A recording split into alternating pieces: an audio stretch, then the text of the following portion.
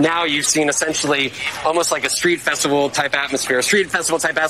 No, with a very it is not a street festival. With a very intentional purpose. It is not a street festival. It is not a street festival. Do not say that.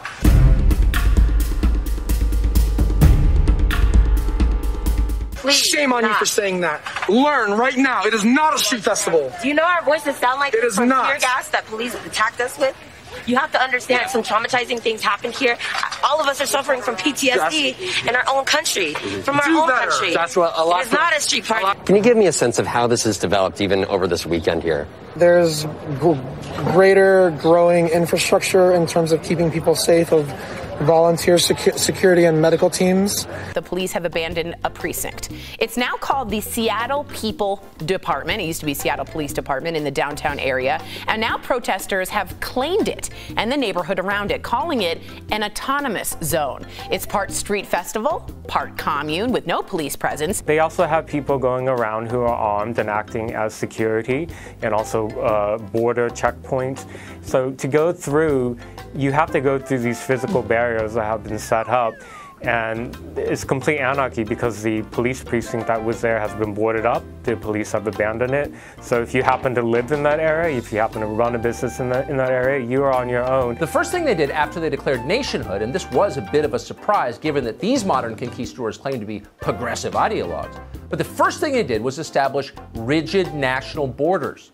They built a wall around the place, just like Donald Trump once said he would do.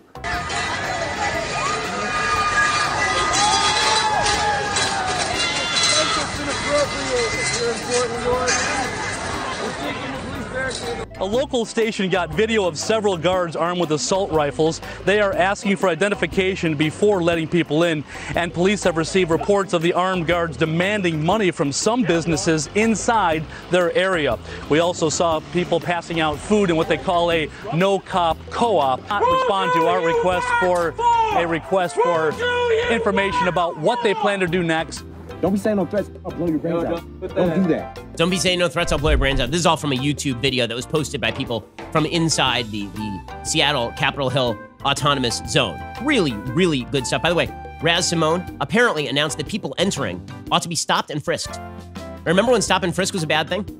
Because it was the cops, right? The cops were bad. They want real substantive change. Well, you come out into these streets here this afternoon, you should expect much more of a festival-type atmosphere. Hot dog stands going, music going, families of all looks here. But what they want to ultimately come down to is change. What does that look like? I think there's a lot of questions still for the Seattle mayor, as well as that Seattle police chief.